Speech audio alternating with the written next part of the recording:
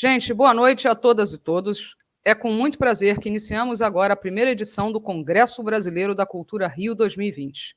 Um evento que vai reunir representantes de toda a cadeia produtiva da cultura do Brasil para debater, todas as quintas-feiras do mês de agosto, os desafios e soluções do setor diante da pandemia do Covid-19.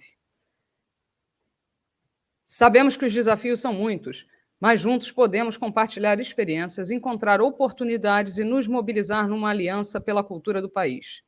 Neste sentido, é mais do que justo agradecer à Prefeitura do Rio de Janeiro, através da Lei de Incentivo à Cultura do ISS e ao patrocínio do Centro Universitário IBMR. Obrigado ao IBMR pelo apoio ao projeto. Para esta live de estreia, trazemos como tema o fomento às atividades culturais. Eu sou Fernanda Borriello e vou mediar o painel A responsabilidade do setor público na defesa da cultura, em que vamos discutir a Lei Aldir Blanc e o fomento direto para atividades culturais, incluindo o Fundo Estadual de Cultura. Não esqueçam de enviar suas perguntas. Sua participação é muito importante. Uma boa live para todos nós. Para compor a nossa mesa de debate, apresento a professora e secretária estadual de Cultura e Economia Criativa do Rio de Janeiro, Daniele Barros, e a deputada federal Jandira Fegali, que também é relatora da Lei Aldir Blanc, criada em homenagem ao compositor de mesmo nome que faleceu em maio, em decorrência do coronavírus, e que vai proporcionar um auxílio emergencial aos artistas e espaços culturais. Sejam bem-vindas, amigas, bom revê-las. Dani, Jandira, é um prazer estar aqui com vocês. É a primeira live aí do Congresso, né? Acho muito importante, vocês já fizeram outras lives, muita gente já ouviu, já debateu, mas é sempre importante a gente retomar, né, esse diálogo. Então, assim, a proposta é que a gente possa fazer um bate-papo para que a galera da cultura, né, que às vezes não tem uma formação técnica, possa entender um pouquinho mais e fazer suas perguntas também. No final, a gente vai estar recebendo algumas perguntas aqui no chat e vamos poder também atender algumas solicitações do público que está nos assistindo aí hoje. Então, meninas, boa noite. Dani, por favor, dê seu boa noite aí. Boa noite, estou muito feliz com esse convite.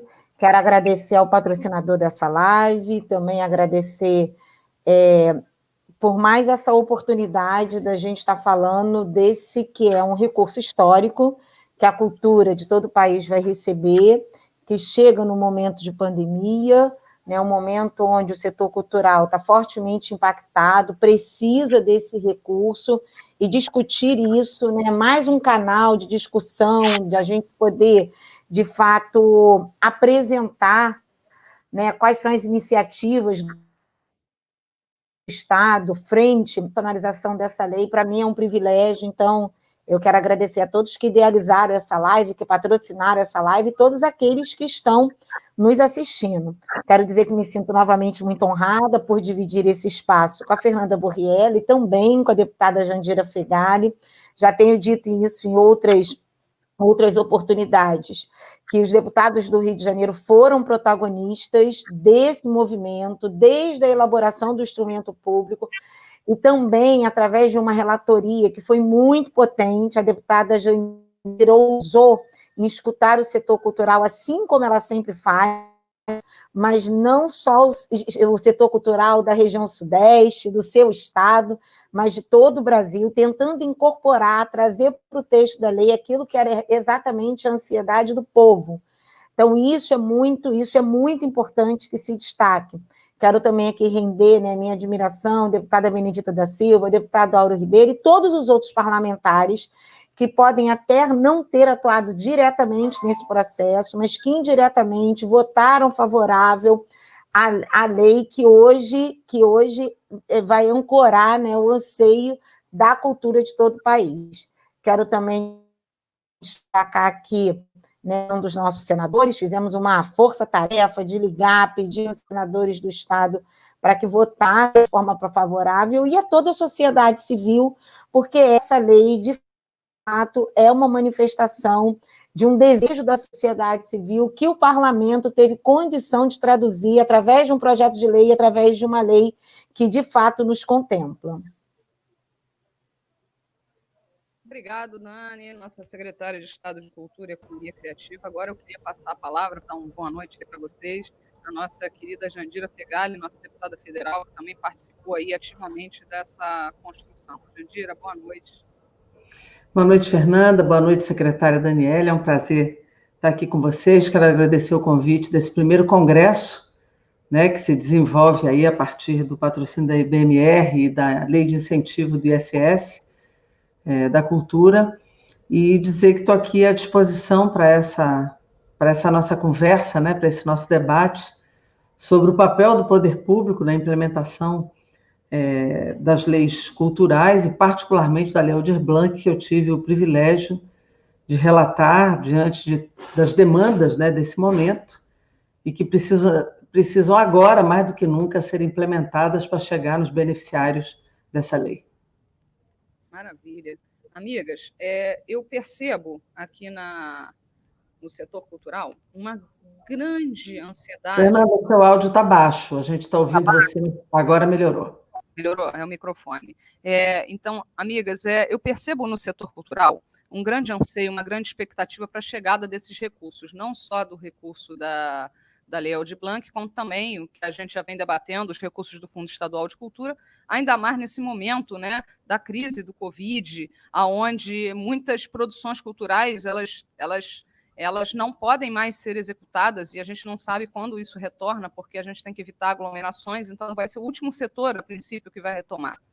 E a preocupação que eu escuto sempre, não só eu, quanto outras pessoas também do setor, é a preocupação quanto à desburocratização do recebimento desses recursos, né? Porque a gente sabe, sendo um recurso público, as regras, a importância da tramitação para a liberação desse recurso. Então, eu acho assim, não levar para o caráter técnico, né, porque muita gente não vai até compreender como funciona, mas de uma forma, em linhas gerais, eu acho que a gente podia aqui falar como que está sendo minimizado esses trâmites, essa burocracia que se faz necessária, com certeza, mas que a gente precisa, vamos dizer, abreviar, né? Eu sei que todos os setores, todos os órgãos estão com essa sensibilidade. A própria Daniele acompanhou a liberação dos recursos do Fundo Estadual de Cultura para um primeiro edital e realmente teve procuradoria com uma sensibilidade maior, mas assim, para a Lei Aldir Blanc, como é que está sendo esse diálogo, como é que vai ser essa tramitação de recursos, qual é a expectativa de um primeiro, vamos dizer, lote assim, de editais ou liberações, como que vocês estão pensando nisso? Você quer que quem comece, Fernanda? Dani, você quer começar? Já que você é do Executivo? Posso começar. Na verdade, Fernanda, nós acompanhamos todo o processo, né, desde do projeto de lei, e acompanhamos e tivemos a oportunidade até de participar de parte desse processo. O processo legislativo ele tem um trâmite, a deputada Jandira pode falar bem melhor do que eu com relação a isso. E nesse exato momento, a gente ainda está aguardando uma regulamentação do governo federal, mas já existe uma perspectiva da regulamentação, existe um aceno do governo federal de a liberação dessa regulamentação juntamente com o desembolso do recurso. A plataforma Mais Brasil já foi aberta para que a gente pudesse cadastrar os nossos fundos para receber o recurso. Isso é um ganho, né? Porque cada passo que se dá precisa ser, de fato, comemorado, celebrado. Nós também já estamos cadastrando o nosso planejamento, quanto, né, um planejamento que ainda é hipotético, porque existe uma demanda que ainda precisa ser de fato, cadastrada e avaliada para ver a legitimidade do recebimento, principalmente do inciso 1, que é o inciso que paga o benefício à pessoa física, mas nós já estamos na expectativa de agora, dia 10, esse o aceno que o governo federal fez, da liberação da regulamentação e, juntamente com a regulamentação, a liberação do recurso. Nesse momento, a gente está exatamente vivendo o momento de fechando os pactos com os municípios, né? Tá dado que o governo estadual vai operacionalizar o inciso 1, o inciso 3, reservando pelo menos 20% de todo o valor que o Estado vai receber para o fomento da cultura através de editais, né? Quando a gente vai, de fato, fomentar as produções culturais, comprar ativos, né, de cinemas, de teatro, comprar ingressos de forma antecipada de algumas produções. Então, a gente já está trabalhando, né, desde já quase 30 dias atrás, numa espécie de elaboração desses editais, num comitê elaborando esses editais, e estamos estimando, né, a partir dos cadastros municipais, né, estimando quanto nós teríamos de público recebedores desse fomento, que é o fomento para a pessoa física. Também assumimos um compromisso com o Fórum dos Municípios de apoiar os municípios. Esse movimento não é só um movimento do Rio de Janeiro. Os secretários de Estado, nós participamos de um fórum nacional, né, de secretários de cultura, nós pactuamos via fórum que ajudaríamos, complementaríamos no inciso 2, colaboraríamos com os municípios no pagamento do benefício aos espaços culturais. Espaços culturais, a gente pode, eu falo espaço para a gente atender de forma mais genérica, mais ampla, porque é a academia de dança, né? A academia de dança, é a escola da capoeira, né? É o ponto de cultura, é o cinema, é o teatro. Então, muitas cidades teriam dificuldade no cumprimento dessa responsabilidade, porque tem muitos equipamentos culturais, tem muitos espaços culturais, e o valor e o recurso que vai receber não daria para garantir, de fato, esse fomento. Então, nós já pactuamos com os secretários municipais que nós, o Estado do Rio de Janeiro, ficaríamos responsáveis por dar o subsídio mensal aos pontos de cultura, e todos os pontos de cultura que estão certificados pelo programa Cultura Viva, que é um programa do governo federal de certificação dos pontos de cultura. A gente está falando, no estado do Rio de Janeiro, de cerca de quase 400 pontos de cultura certificados. Seria uma maneira também de nós desonerarmos o município para que ele possa ampliar a possibilidade de atender outros espaços culturais que estão no seu guarda-chuva. Avançando dessas tratativas, a gente está terminando a formalização de um sistema, que é um sistema de governo, é uma plataforma chamada Melhor para Todos, né? E é dentro dessa plataforma que as pessoas vão se cadastrar o benefício. Essa plataforma já projeta para uma conta, a gente ainda aguarda uma sinalização para saber se vai poder exatamente ser o banco, né, que o governo do estado já tem uma operação contratada com ele, ou se a regulamentação vai apontar para o Banco do Brasil. A gente ainda está aguardando a regulamentação para fechar isso, mas, de fato, a gente já tem uma plataforma que já está até em teste para garantir que isso seja feito. Nós já temos planejamento para ser cadastrado na plataforma Mais Brasil. Nesse momento, a plataforma não abriu a gente até fez uma provocação ao governo federal também com relação a isso, que a plataforma não abriu para que os estados possam também pactuar o inciso 2. A plataforma abriu permitindo que a gente apresente planejamento no inciso 1 e no inciso 3. Então, a gente ainda até não cadastrou, a gente tem um prazo ainda para fazer isso, porque a gente já fez, né? A gente já fez uma provocação ao governo federal, porque pactuamos isso com os municípios, os outros estados também, gostaríamos de cadastrar exatamente aquilo que temos a intenção de realizar. Então, estamos aguardando um retorno do governo federal para ver se a plataforma também vai abrir para os estados, para que possamos fazer isso, já que essa não é uma especificidade só do estado do Rio de Janeiro, já que essa é uma especificidade de quase todos os estados do Brasil. Então, estamos no caminho, Fernanda, sabemos que teremos muito trabalho. Vocês estão me ouvindo? Caiu aqui, mas voltou. Avançando avançamos no diálogo com a Procuradoria de Estado, que entende que esse recurso vem para requisito emergencial,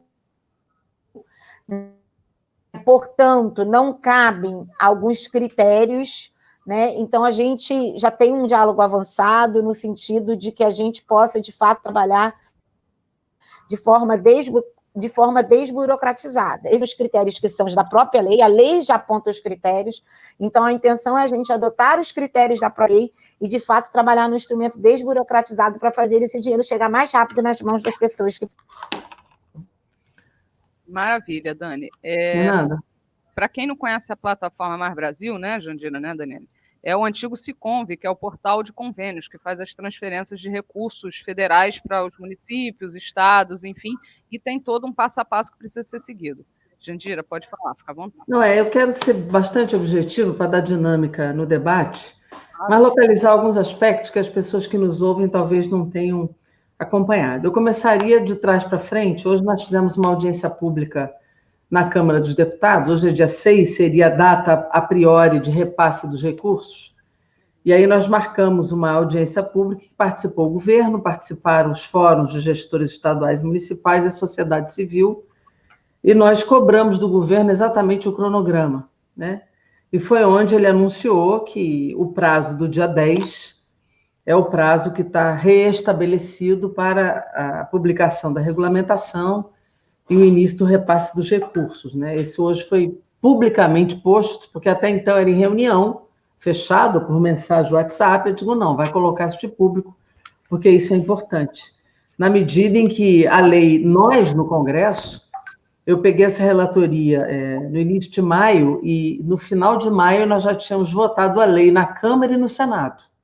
Então, em um mês, nós ouvimos o Brasil inteiro, conseguimos passar a lei na Câmara e no Senado, né? E nós já temos junho, julho e quase metade de agosto entre a sanção, regulamentação e início do repasse. Então, nós precisamos agilizar, porque o presidente Bolsonaro sancionou no último dia do prazo, e a partir daí começamos as reuniões de regulamentação e eu participei de todas elas, né?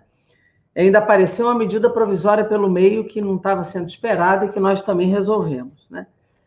É importante também realçar o papel dos autores da lei. A deputada a secretária Daniele colocou a presença de autores como Benedita, e junto com ela tem mais 24 no mesmo projeto. Deputado Áureo, que apresentou também projeto, deputado Tadeu Alencar, mas são 34 autores de 11 partidos diferentes. O que eu quero estabelecer aqui, até porque o tema do debate, né, o poder público na implementação da cultura. A Lei Aldir Blanc, ela é baseada em alguns aspectos e ela não fugiu a uma conceituação teórica.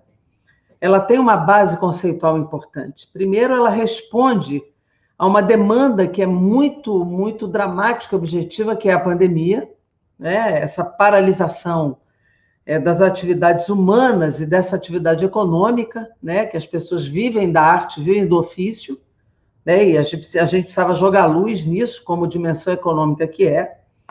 E para responder a essa demanda, a gente parte de bases conceituais da cultura que foram sustentadas em vários tratados internacionais, na própria Constituição e na própria construção desse período inteiro do Sistema Nacional de Cultura. A gente parte de uma ideia primeiro, de que não é o Estado que produz cultura. O poder público ele não produz cultura, né? Quem produz é quem se emociona, quem tem criatividade, é quem pode produzi-la, né? E é a realidade vivida, né? Principalmente na arte. Então, a gente parte da ideia de que essa lei precisava cobrir a universalidade. É uma lei universal e a universalidade tem que contemplar a diversidade de expressões culturais e artísticas do Brasil, né? Esse Brasil é muito plural, né? Do ponto de vista... Tem povos indígenas, tem quilombolas, tem diversidade religiosa, tem uma diversidade de linguagens absurda, enorme. Então, a universalidade era um critério, não podia se excluir ninguém, em nenhum tipo de expressão. Segundo, nós precisávamos fazer com que essas expressões e essas identidades fossem, de fato, reconhecidas. Portanto, juridicamente, não podia ser uma lei centralizada no governo federal. Ela precisava ser uma lei descentralizada para os entes federados, que é quem tem contato real com o que acontece no país, né? E que tem muito mais facilitação ao controle social, a relação com a sociedade civil organizada, com os conselhos de cultura, com os coletivos, com os ativistas, com os fazedores e fazedoras de cultura. Portanto, descentralização e controle social foi uma outra base fundamental. E terceiro, nós precisávamos simplificar o processo e dar, inclusive, ao controle social e ao controle dos órgãos de controle uma relação muito mais direta, que era exatamente, não é só o TCU, tem os órgãos de controle das cidades, dos estados, né? Então, a lisura da lei está muito mais relacionada com a sua simplificação e com os órgãos de controle também locais, além do controle social. E é importante dizer que a abrangência da lei, ela tem um aspecto da subsistência, do chamado inciso 1, que é o benefício à pessoa, os R$600, 2 por família, mulheres 1.200, né, mulheres monoparentais. Tem a questão dos espaços, mas quando a gente fala espaço, são os coletivos de cultura, tendo ou não os espaços constituídos, que inclui, inclusive, micro e pequenas empresas, mas pode ser coletivos que atuam na rua, né? Ou até mesmo dentro do espaço público, mas são os coletivos independentes. Mas tem também uma linha, que é uma linha onde a política cultural se expressa, que são as linhas de fomento, né? E isso é importante, porque por isso eu coloquei pelo menos 20% nessa linha, porque é onde a política cultural se expressa, né? E aí a aquisição de ativos, é importante dizer que isso é uma inovação na legislação cultural, inclusive no plano, vamos dizer assim, planetário, isso não está nas leis de cultura. E é importante porque a gente inaugura um processo de aquisição de ativos, que hoje a gente discutir isso na audiência. Pode ser poesia, pode ser fotografia, pode ser livro, pode ser ingresso, pode ser peça, pode ser audiovisual, pode ser o que a sociedade e o gestor local quiser e achar. E há também 3 artigos que são exclusivos do governo federal, que é o financiamento bancário, os empréstimos para capital de giro, a ampliação do prazo para captação de Lei Rouanet e prestação de contas, óbvio, e também a antecipação de recursos nacionais, de editais, etc. Então, é uma lei muito ampla, muito abrangente. O que a gente quer agora, e essa é a fase? Publicação da regulamentação e repasse. Esse aspecto que a Daniele colocou do inciso 2, que são os espaços, na divisão de competências, ficou o seguinte: os municípios prioritariamente atendem aos espaços, mas os estados podem reprogramar os recursos, tanto para colocar nos espaços, como para amplificar os editais ou as linhas de fomento. O que disse hoje o governo, Daniele? Disse assim: num primeiro momento tem esse cadastramento formal. Acabada essa primeira fase desse cadastramento, nós pedimos a eles uma flexibilização disso, para não ter uma outra burocracia absurda da reprogramação. Então, eles ficaram rapidamente, até amanhã, talvez, apresentar os itens de flexibilização para que os estados possam fazer a reprogramação e os próprios municípios também possam reprogramar entre os incisos, para não ter uma nova burocracia, porque tudo que a gente quer é simplificar e desburocratizar para o auxílio chegar nos beneficiários. Como a lei é retroativa a 1º de junho, os benefícios serão pagos num volume até maior logo no início, não é? Mas também não pode esperar, não é porque ela é retroativa que tem que esperar dezembro, né? Porque as pessoas estão com fome agora. Então, a gente quer acelerar o cumprimento, a lei vale até dezembro, né? E algumas coisas vão ultrapassar dezembro, porque são antecipados o pagamento para acontecer depois. E quero só, Fernanda, realçar um aspecto que a gente nunca fala: contrapartida. Os espaços que serão beneficiados farão contrapartida à sociedade, nas escolas, nas vias públicas, apresentando depois, pelo período igual, as contrapartidas da arte e da cultura para a sociedade brasileira. É importante dizer isso, porque isso é importante, vai manter relevante a pauta da cultura, para que a sociedade possa não só usufruir, mas valorizar. Nossa, Maravilhosa a fala de vocês duas.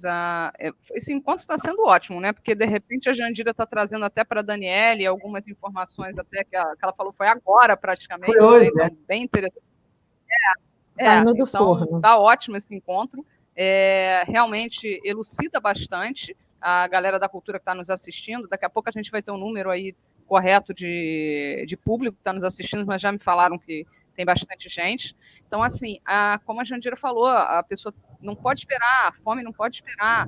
E não é só fome, né? A gente aí tem feito algumas ações, até a Dani, em conjunto comigo também, ajuda bastante com cestas básicas, mas não é só cesta básica, né, gente? Tem a conta de luz, a conta de água, a conta de telefone, tem um remédio, então tem que ter dinheiro na mão, não tem jeito. E esse auxílio emergencial e esses editais aí vão ajudar muito. E a Jandira tocou num ponto que a gente fala muito quando eu converso com a Dani, é a questão da contrapartida, realmente, Jandira. Vai ter o recurso, né, do edital emergencial para os espaços culturais, mas eles não vão receber isso como uma doação pura e simples, não é uma esmola. Eles estão trabalhando, está sendo valorizado o trabalho deles. E, em troca, eles estão fazendo um benefício para a sociedade, vai ter uma contrapartida em forma de ingressos, né? Se o local é um curso, vai fornecer bolsas, enfim. A sociedade também está sendo favorecida com isso. Então, o dinheiro não se escoa e não tem retorno, né? Então, acho que isso é muito interessante, que daqui a algum tempo esse espaço cultural, quando ele volta a funcionar, que ele pode voltar a operar, isso é muito importante, que tem muitos espaços culturais, que você tem o bilheteiro, você tem a faxineira, você tem o operador técnico, não tem só o artista, né? Tem os artistas técnicos também, de bastidor. E esse pessoal também está sofrendo muito impacto com essa pandemia. Eu, outro dia, fui levar a cesta básica por um rapaz que ele faz tudo de produção. Ele está vendendo bala na rua. Então, as pessoas estão precisando se reinventar para conseguir algum recurso. Isso é uma dura realidade. Então, a expectativa é imensa por toda a execução, de fato, da legislação para esse recurso chegar lá na ponta, né? Então, assim, pelo que a Jandira está falando, pela Dani está falando, talvez isso venha por volta o quê? De setembro, final de setembro, mais ou menos isso, é isso? Essa é a nossa expectativa de iniciar. Só uma informação saída do forno aqui, acabei de receber. Então me fala. O primeiro desdobramento da reunião de hoje é amanhã uma reunião dos fóruns com a DataPrev, para fechar o esquema de consulta, para não ter cumulatividade do benefício do inciso 1, né? E também governança, flexibilização, etc. Já vai ser amanhã, 10 horas da manhã. Então, é mais uma conquista da audiência pública de hoje, saída do forno. Acabei de receber aqui, ó, 19h25.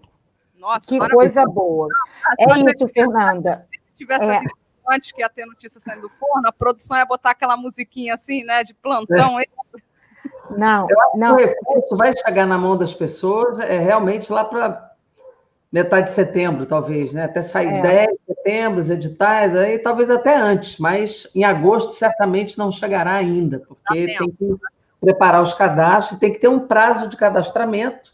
Exatamente. E tem que ter prazo, né, Daniele? Senão você não tem noção do universo. Exatamente. A nossa expectativa é exatamente lançar o cadastro, né? Se tudo der certo, né?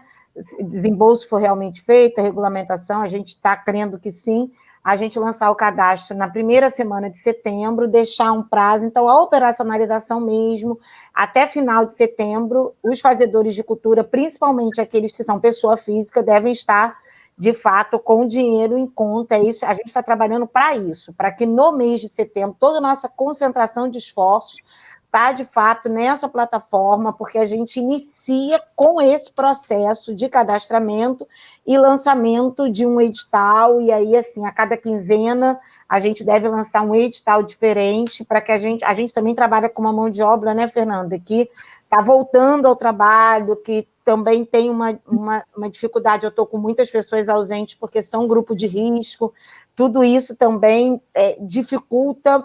A gente precisa estar muito preparado para, de fato, dar conta das questões que vêm por aí. Então, assim, esse é, de fato, a nossa meta, né? Setembro, a gente pagar todas as pessoas, iniciar o pagamento das pessoas físicas, e aí, a partir do pagamento das pessoas físicas, a gente vai estar com todos os nossos esforços concentrados nos editais públicos. uma pergunta. A gente fala em fazedores de cultura. A gente está incluindo aí nessa turma os fazedores de cultura de bastidores também, não é isso? Claro. Sim, todos eles. Todo mundo.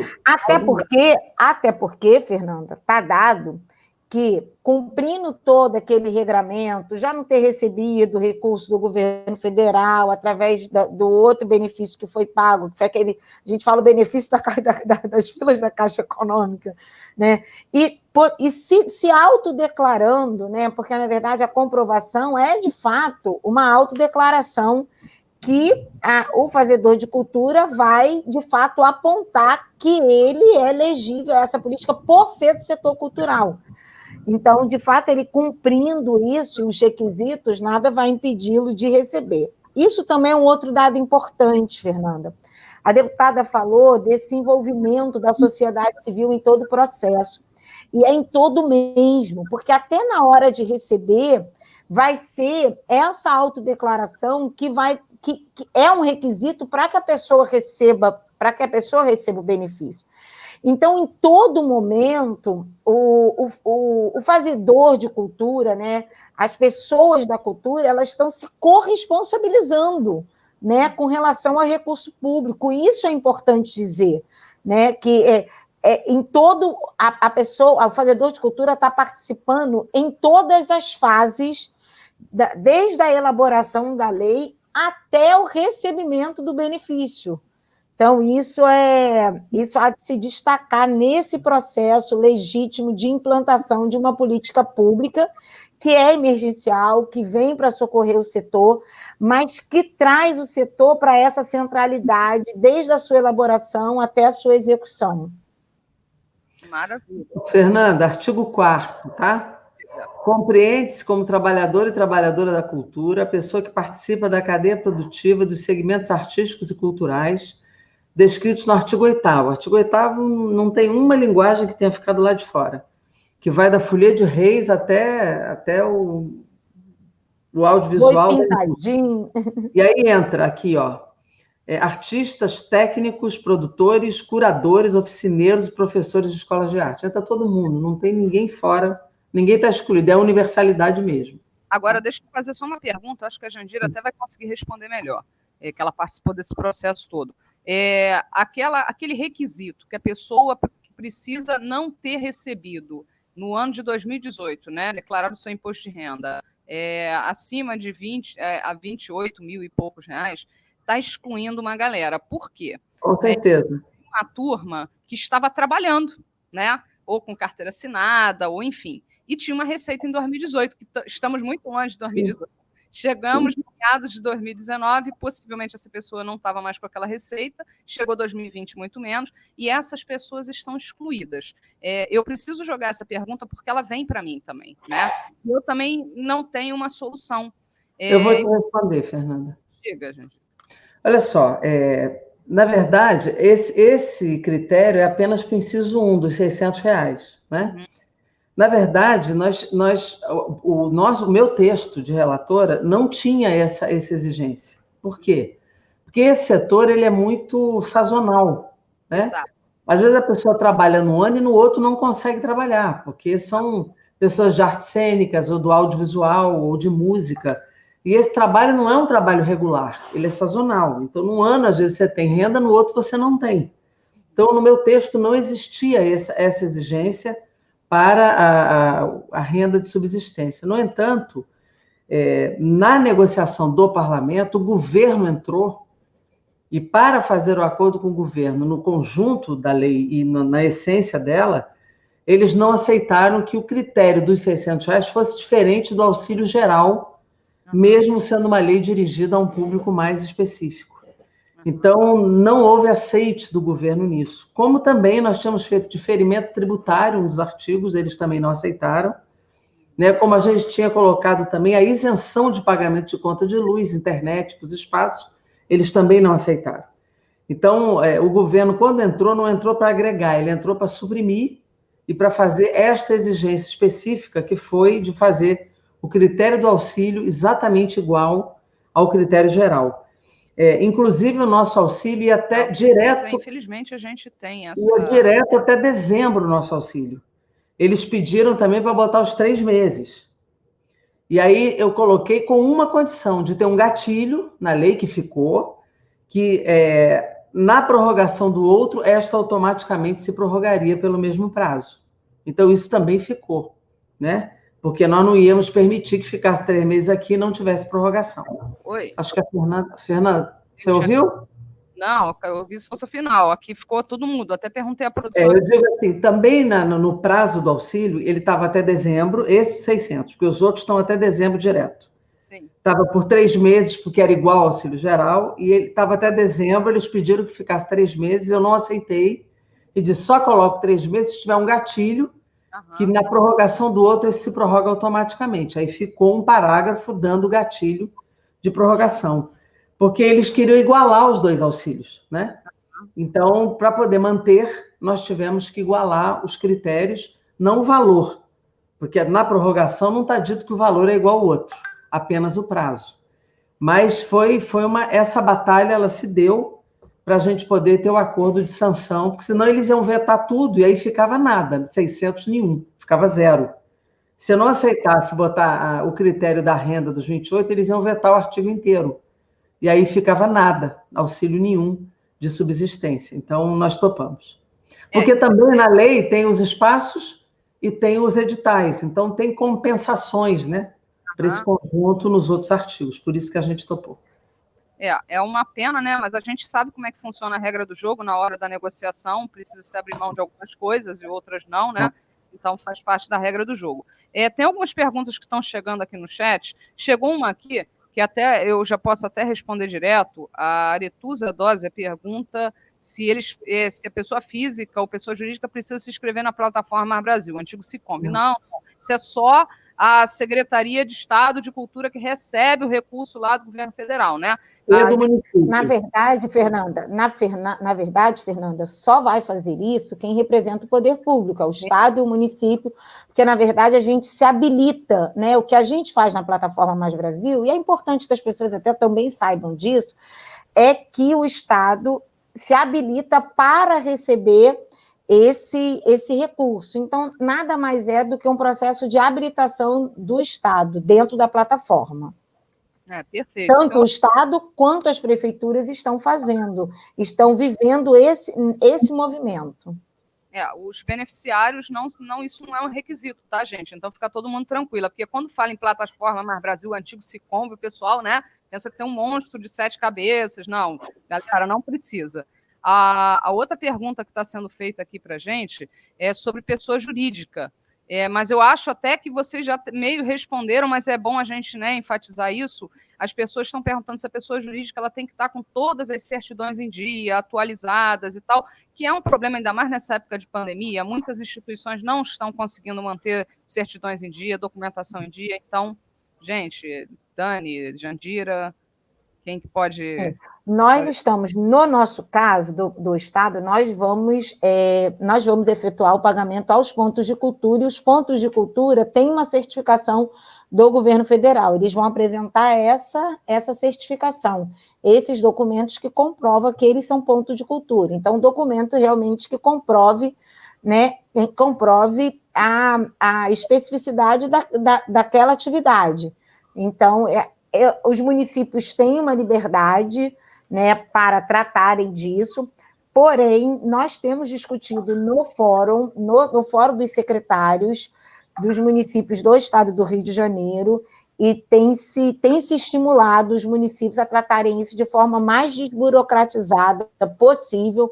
Inclusive, nós estamos estimulando os gestores públicos a traçarem, a terem um diálogo com a Procuradoria, estudando de fato a lei, para que possa ter esse entendimento, para que as pessoas não possam ser penalizadas, principalmente olhando para o quesito emergencial e pandemia. E a gente não pode esquecer que existe, né, isso não está de pano de fundo, isso está no cenário principal, é a pandemia, é a emergência.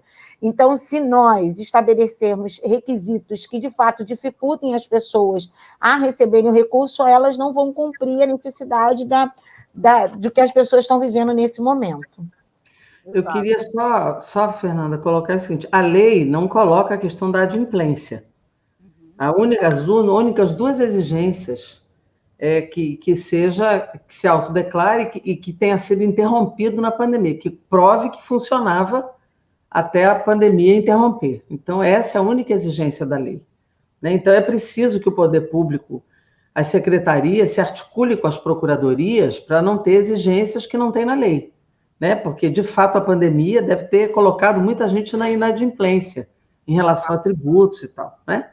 E tem uma pergunta ali sobre os circos. Eu, numa outra live, tinha falado com a secretária Daniele sobre a preocupação dos circos de lona, né? Porque os coletivos que atuam em atividades circenses nas vias públicas e tal, têm mais facilidade com os municípios. Os circos de lona, que no Rio me parece são 26, né? No estado, tinham solicitado esse apoio de reforço do Estado. Aí ela colocou numa outra live que tinha feito um acordo com os municípios num outro formato. Como eles estão muito preocupados com isso, talvez fosse importante, Daniela, que você repetisse, porque apareceu uma pergunta aqui do Horácio Storani. Eu fiz um debate com eles, eles estão super preocupados com isso. Talvez fosse importante que você colocasse, porque essa é uma atividade itinerante que às vezes os municípios não querem assumir. Então, é importante que você fale. E eu só vou recolocar aqui que eu vou precisar, de fato, Fernanda, sair às 20 horas, porque eu tenho um debate do setor audiovisual sobre a Lei Aldir Blanc também. Então, daqui a pouco eu vou precisar sair. Daniela. Então, vamos responder os circos. Primeiro, obrigado, Horácio, pela sua pergunta. De fato, os circos foi uma preocupação da Secretaria de Cultura, mas também das secretarias municipais, e nós pactuamos da seguinte forma: todos os circos de lona que têm CNPJ vão ser pagos pelas cidades de registro do seu CNPJ. Todos os circos de lona que não têm CNPJ serão pagos pelas cidades aonde o circo está nesse momento. Então, isso ficou pactuado, a gente tem o registro, né, dessa reunião, né, as nossas reuniões de fórum de pactuação foram gravadas, então isso foi pactuado com todos os municípios para que fosse feito dessa forma. Então, de acordo com o CNPJ, os circos de lona que têm registro, que têm esse registro. Os circos que não têm CNPJ, que não tem uma pessoa jurídica, vai ser contemplado pela cidade aonde o circo está. Então, Daniela, me tira uma dúvida. Sim. Me tira uma dúvida sobre isso. Os circos, em geral, têm uma estrutura um pouco maior, né? Porque tem muitas pessoas e tem uma estrutura maior. A tendência é que na banda, entre 3 e 10 mil, eles tenham que receber o valor maior. Porque você não vai dar um circo de lona o valor de 3 mil reais. A tendência é dar um valor maior. Se esse circo tiver num município pequeno, que tenha um valor pequeno de recurso a receber, dificilmente esse município conseguirá manter 10 mil reais de junho a dezembro. Então, a tendência é que vá pedir um auxílio ao Estado nessa reprogramação, né? Então, eu pergunto se, apesar do município ter que assumir, se na reprogramação poderá haver um reforço do Estado, porque dificilmente esse circo conseguirá ser mantido por um município pequeno, por exemplo, se ele estiver lá nesse momento. Sim, acho que é algo que a gente vai ter de devolutiva, né, dos municípios. Acho que não só com os circos, sabe, Jandira? Eu acho que nesse processo de reprogramação, a gente vai ter que ter uma escuta muito apurada dos municípios, principalmente estes que receberam um recurso muito inferior aos seus espaços de cultura, para reprogramar com um olhar, com uma inclinação para exatamente esses espaços que não foram atendidos por conta desse critério da divisão do recurso. Então, assim, acho que não só os circos, mas também os circos, mas a gente vai precisar de uma inclinação para atender esses espaços, ou que foram atendidos com valor muito baixo, ou que foram atendidos com valor alto, mas por poucos meses, por conta da falta do recurso. Então, assim, nós temos a sensibilidade para acolher isso, principalmente, que é também uma questão se nós tivermos sobra de recurso, porque a gente ainda não sabe, Fernanda, o valor ainda é estimado de quantos beneficiários nós vamos pagar na pessoa física.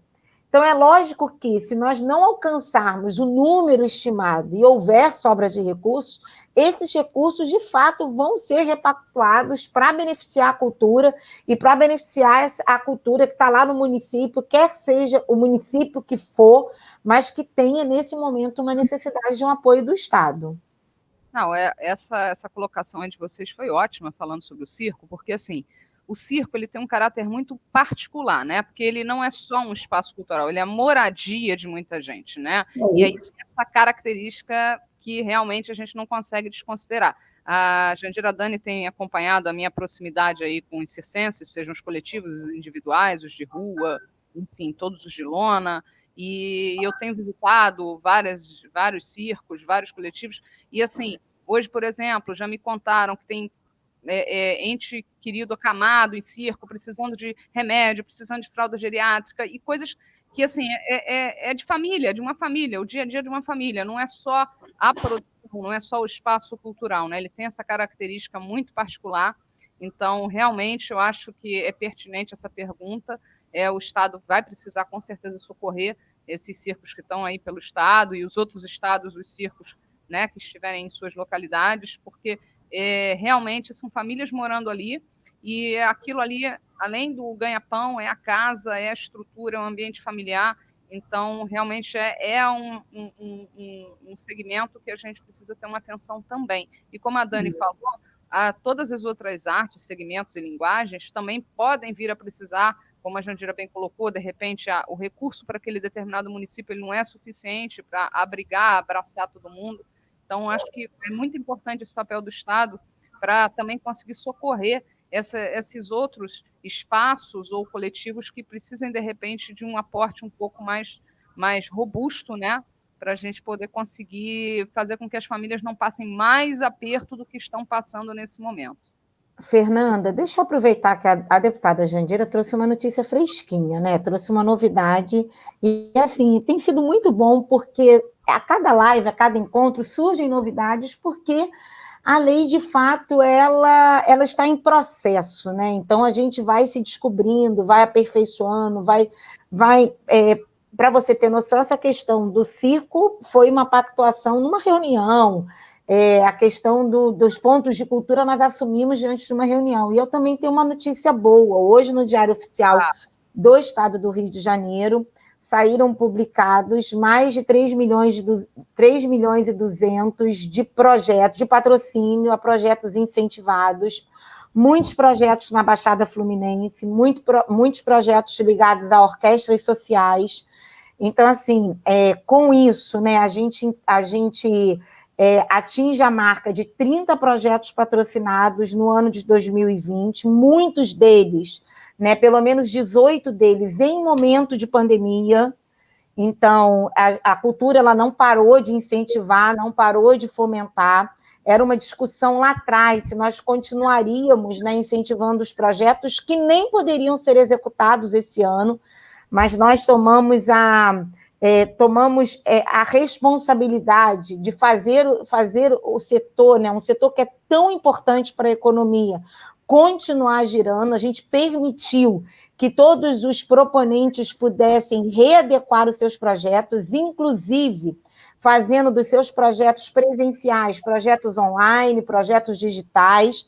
Então, a gente tem conversado isso. O nosso festival, né, de inverno, que acontece na Serra, em Friburgo, em Petrópolis, está acontecendo nesse momento, é por isso que eu vou me ausentar daqui a pouquinho, que ele está acontecendo através de uma plataforma digital. A gente tem permitido isso, tem artistas sendo contratados, né, para trabalhar no festival, que está acontecendo de forma online.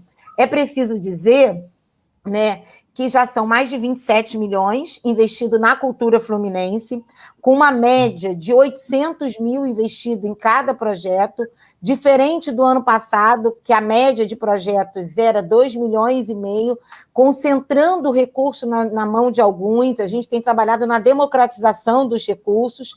Então, é preciso dizer que no ano passado foram 92 dos projetos realizados na capital e somente 8% no interior. Já com esses 30 projetos patrocinados, nós temos 57% dos projetos na capital e 43 projetos 43% dos projetos realizados no interior do Estado. Isso quer dizer que nós andamos no caminho do atendimento da Lei 7035, que diz que parte do recurso da cultura deve ficar na capital e que uma outra parte no interior do Estado.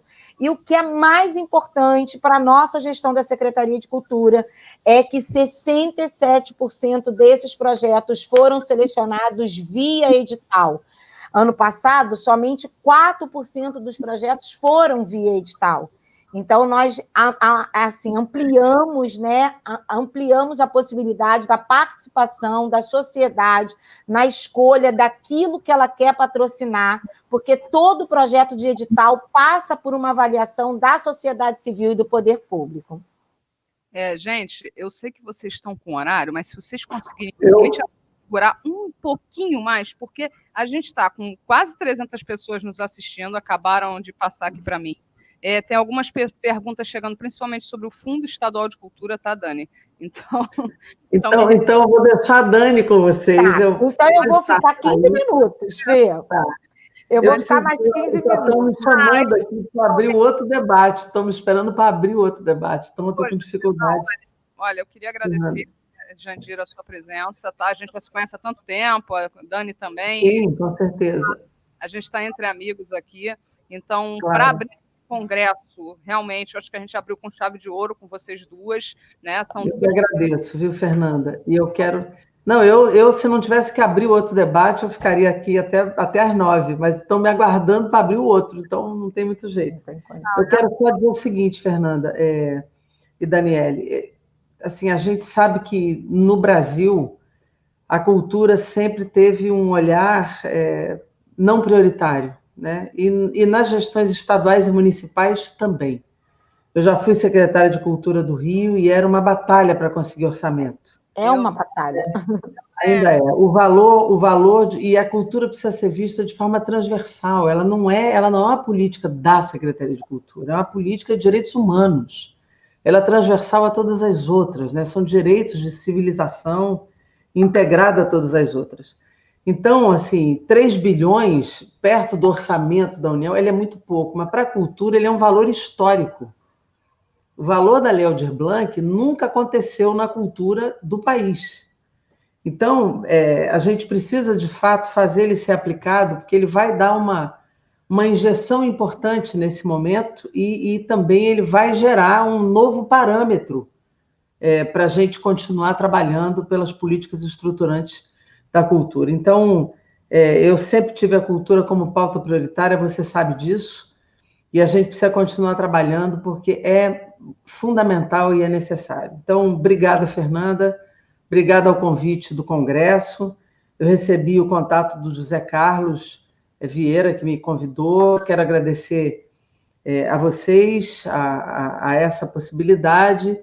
Prazer estar com você de novo, Daniele, que sempre está aberta ao diálogo e à construção das coisas e das políticas culturais. E estou à disposição para novas conversas e essa luta aí da cultura no Brasil e no Rio de Janeiro. Um abraço, tchau, obrigado por quem nos acompanhou. Desculpa ter que sair um pouquinho antes. Sem problema, obrigado. Muito bom ter você aqui. Beijo para você. Ó. Obrigada, querida, tchau. Tchau. Vamos lá, Fê, Dani. vamos... Fê, eu e você agora, vamos às perguntas, porque eu consegui atrasar até 8h15 também a minha aparição lá no outro evento, mas vamos lá. Tá.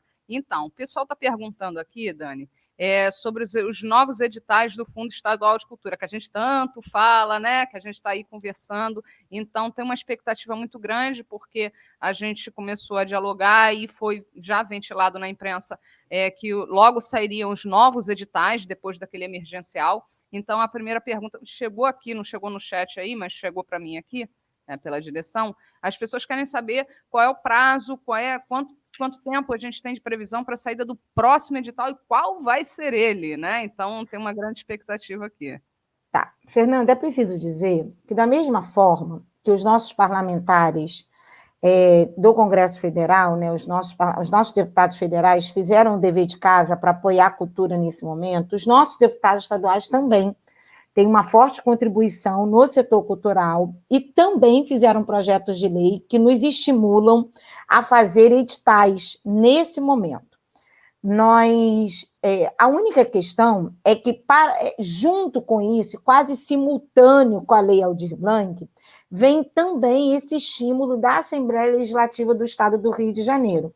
Inclusive, a deputada Jandira fala, né, de maneira emblemática, que é a gente poder comprar ingressos antecipados de espaços culturais para serem usados depois, a ousadia desse projeto do governo federal, mas eu também preciso dizer que antes mesmo desse processo, antes mesmo da Lei Aldir Blanc, a Assembleia Legislativa do Rio já tinha usado também dessa mesma maneira e nos estimulado a realização de um edital nesse sentido. O que nós percebemos é que muito do que a Assembleia Legislativa do Estado estava nos estimulando a fazer, e que também era desejo da Secretaria de Cultura executar, estava dentro da Lei Aldir Blanc. Nós não teríamos, né, condição de, nesse momento, visto que o recurso do governo federal ele tem data para chegar, mas a gente ainda trabalha com uma possível data dele ir embora, nós resolvemos concentrar os nossos esforços no sentido de agregar recurso do fundo estadual para também fomentar os editais que nós vamos fazer com a lei do recurso, com o recurso da Lei Aldir Blanc. Então, o que nós estamos, né? Qual é exatamente o que a gente vai implementar? A gente vai ter, no mesmo edital que a gente vai ter recurso do governo federal, a gente vai ter complementação dos recursos do fundo estadual, complementando e potencializando o instrumento, que vai ser um instrumento muito ligado à produção cultural, um edital grande de produção cultural, que vai também atender de circo a teatro, a ópera. Então, assim, né? E aí não é exatamente um musical, né, gente? Estou falando de projetos um pouco mais, de projetos enxutos, mas que podem contemplar também todas as modalidades da arte, todas as vertentes da arte. Então, a gente vai ter um edital grande para isso, e a gente também vai ter um edital que era o que o próprio comitê gestor da Secretaria do Fundo já estava trabalhando, mas agora, se a gente estava pensando no edital de 5 milhões, esse edital vai ser muito ampliado, porque ele vai ter recurso do governo federal e recurso do governo estadual. Então, traduzindo, a Secretaria de Estado ela vai reunir o recurso que vai chegar da Lei Aldir Blanc com o recurso... Vai complementar, vamos complementar com o recurso do Estado, inclusive não só para o cumprimento disso, também nos pontos de cultura. Já existe uma pactuação que a hora que não tiver dinheiro do governo federal para a gente fazer isso, a gente vai complementar com o dinheiro do fundo estadual para a gente poder atingir um valor que atenda a necessidade dos pontos de cultura do nosso Estado. Aí as pessoas podem perguntar. Então, vai ser, por exemplo, esse edital de produções culturais ou de espaços culturais que a gente já estava falando há bastante tempo. Ele vai ser continua sendo um único edital, só que potencializado, né? Para as pessoas poderem... Exatamente, exatamente. Que outro do fundo. Eu não posso te precisar o valor agora, Fernanda, mas a gente estima um edital de mais de 10 milhões, tá? Olha, muito boa notícia, Dani. A gente ter mais de 10 milhões aí para um edital para a cultura, eu acho que é uma coisa um pouco inédita, né? Inédita, Fê, é inédita. Então, assim, só para o pessoal entender, não vai, o que você está trabalhando lá dentro da secretaria não são 2 editais, um para a Aldir Blanc e outro para o fundo. Vai potencializar um único edital com recursos das 2 partes. E aí o pessoal precisa correr para os 2 lados. Gente, concentrar os esforços no edital que vai ser lançado com recurso que vai ser, vamos dizer, trocando em miúdo, juntado, né, para potencializar e a galera conseguir ter mais oportunidade, mais chance de conseguir ser contemplada, porque quando tem mais recursos, mais projetos são contemplados, certo? Exatamente. E a gente vai trabalhar também naquilo que já tem sido a essência da Secretaria de Cultura, num processo de democratização do recurso, levando o recurso para a capital, mas também potencializando projetos que aconteçam, projetos de cultura popular, né, que também tenham essa possibilidade de valorizar aquela cultura que está um pouco mais distante da capital. Então, a gente também está criando instrumentos que garantam isso. Não, maravilha. Então, a gente está garantindo também recursos para os municípios mais distantes, que a gente sempre fala que é interior, né? Para ninguém pensar, eu estou aqui em Varriçai, aqui não vai chegar. Não, vai chegar sim, a gente vai vai ter recurso lá para Varriçai, para os municípios mais distantes, vai conseguir chegar esse recurso. E, Dani, o edital de capacitação, que tanto chega para a gente essa solicitação, né? Ele está sendo pensado também, é uma segunda possibilidade. O que é o edital de capacitação, para quem não sabe, está todo mundo me perguntando aqui, tem chegado ao comitê gestor, né, o que eu faço parte como sociedade civil, solicitações para um edital para ofertar bolsas aos fazedores de cultura, né? Ou seja, a pessoa recebe um aporte ali por 3 meses, tipo esse de R$ 600, não estou afirmando que é esse valor, mas a pessoa ela recebe e durante esse período ela tem um compromisso de estudar um curso específico que vai ajudar na carreira, na produção dela. Esse edital ele também está sendo pensado, é uma possibilidade que chegou para a gente aqui também. Tá, nós recebemos, Fernanda, com muito zelo, né, essa proposição que vem da sociedade civil. Nós até discutimos sobre isso essa semana, e nas nossas discussões, nós não queremos, nós não desejamos, né, fazer um edital ligado à questão da qualificação que esteja desassociado da equipe da nossa secretaria. Então, nós estipulamos que o foco do nosso primeiro semestre do ano de 2021 vai estar muito focado nessa questão da qualificação. Então, a gente quer realmente ter uma possibilidade de usar recursos do nosso fundo para qualificar, nesse modelo mesmo que você está trazendo, e a gente está chamando muito o SEBRAE, o SESC, por um diálogo com relação a isso, e a ideia é a gente formatar, logo depois que a gente sair dessa agenda Aldir Blanc, no sentido da implementação dela, que a gente, imagino que agosto, setembro e outubro, a gente vai estar mergulhado nisso, mas a gente já tem uma conversa com o SEBRAE, já, através de uma representante do SEBRAE, que é da nossa CAP, no sentido da gente fazer uma concentração em novembro e dezembro, num desenho do que seria esse processo de qualificação. A gente entende que a Lei Aldir Blanc, o Fundo de Cultura, o nosso edital de Fundo de Cultura, já nos demonstra grande número de pessoas que não acessaram o recurso por falta de qualificação, que seriam os nossos primeiros alunos, né? Então, a gente está buscando montar essa classe, montar o diagnóstico da necessidade para, em 2021, a gente ter um investimento voltado para a questão da qualificação. Então, aí você tocou num ponto que eu também já ia chegar aqui, que é uma pergunta constante. Muitas pessoas, elas às vezes não conseguem ser contempladas em um edital, apesar do edital do fundo ele ter sido uma forma simplificada, mas tem muita gente com dificuldade até de entender como é o preenchimento do edital, né? Até de colocar uma proposta e tudo. Então, isso que você está me dizendo vem de encontro justamente o que as pessoas precisam e solicitam, que seria uma preparação para que as pessoas estivessem aptas a conseguir se enquadrarem, inscreverem um projeto, uma proposta num edital. Porque, às vezes, a pessoa não é que a pessoa não saiba, às vezes é uma questão de interpretação, porque ela sabe escrever, ela sabe ler, ela sabe criar. Mas faltou um detalhe, né? Falta aquela pegada assim, da interpretação para o lado do poder público mesmo, né? Que é uma coisa um pouquinho mais engessada, um pouquinho mais técnica, né? Que às vezes a pessoa ela tem um outro ponto de vista e não consegue entender. Então, já existe essa preocupação dentro do Estado, dentro da Secretaria de Cultura, é isso? Existe essa preocupação, isso está no nosso radar. Sou professora, Fernanda, se isso não tivesse no meu radar, tinha alguma coisa estranha, né? Fê, eu só tenho mais 3 minutinhos. Não tem problema. Aí, o que o Zé Carlos está passando para mim aqui é que a gente tem mais de 500 inscrições, tá? Então, tá bom o congresso aí. Tá bombando. Tá bombando, daqui a pouco tem outra live. Então, eu queria deixar esses 3 minutos para você ficar à vontade, falar, fazer suas considerações finais, alguma coisa que você tenha achado que passou batido, que a gente aqui não falou, tá? Que seria importante a gente citar. Acho que acalmar um pouco o coração das pessoas também que estão nessa ansiedade muito grande. Eu sei que a Secretaria está tentando, eu tenho acompanhado algumas coisas com você, né? A gente tem feito algumas ações juntos. O pessoal está perguntando, tem uma pergunta aqui que está em cima de mim, aqui já veio até para o chat também. O pessoal perguntando se a Secretaria pensa em contratar analista, mão de obra, para atuar, ajudando na elaboração, na preparação, enfim. Então, tá com você, Dani. Pode usar esses 3 minutinhos aí para...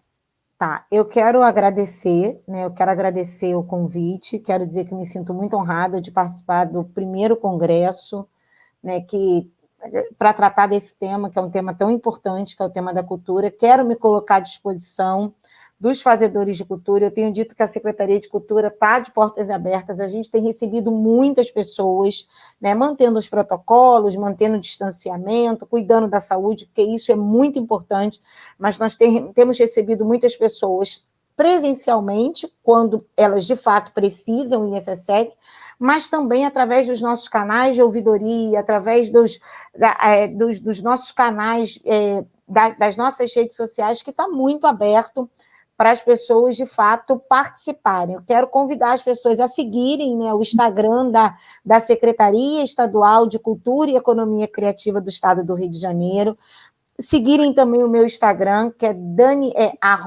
@Daniele Barros, né, oficial, acho que é isso, gente. Coloca nem aí sei. embaixo, produção, coloca aí embaixo. Deixa eu ver se é isso mesmo, né, porque eu acho que nem eu sei falar meu Instagram direito, Fernanda, para você ver como é que eu sou uma pessoa tecnológica.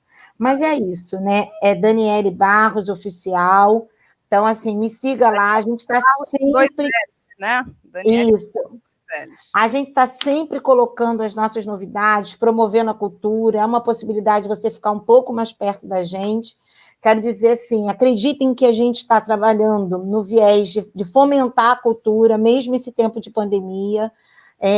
Eu peço um voto de confiança também de toda a sociedade cultural com relação à Lei Aldir Blanc. Nós estamos nos preparando para operacionalizar esse recurso da melhor maneira possível. Eu tenho certeza que, se você for elegível à política, esse projeto também vai chegar até você, esse dinheiro também vai chegar até você. Tá bom? Eu me despeço de todos, deixo um beijo para todos que estão me ouvindo, né? Quero dizer que é sempre um prazer encontrar vocês, mesmo distante, e que a Secretaria de Cultura está de portas abertas para vocês que são fazedores de cultura do Estado do Rio de Janeiro. Dani, obrigado. Você sabe que Obrigada. É sempre bom um bate-papo como esse, né? Teve a presença da Jandira também, que enriqueceu muito também o nosso bate-papo. Acho que as duas trouxeram notícias fresquinhas, então acho que a galera está gostando. Eu tenho recebido aqui bastante retorno positivo pelo celular. Você está vendo que eu estou aqui do lado, tem o pessoal da direção aqui me passando também algumas coisas. Aqui no chat está entrando algumas mensagens que você consegue ver. Então, Dani, obrigado, uma boa noite, boa live, próxima live para você. Obrigada, Tchau. Beijo, tchau. Dani, tchau. Bom, a Dani está desconectando aí, pode desconectar. Estou desconectando.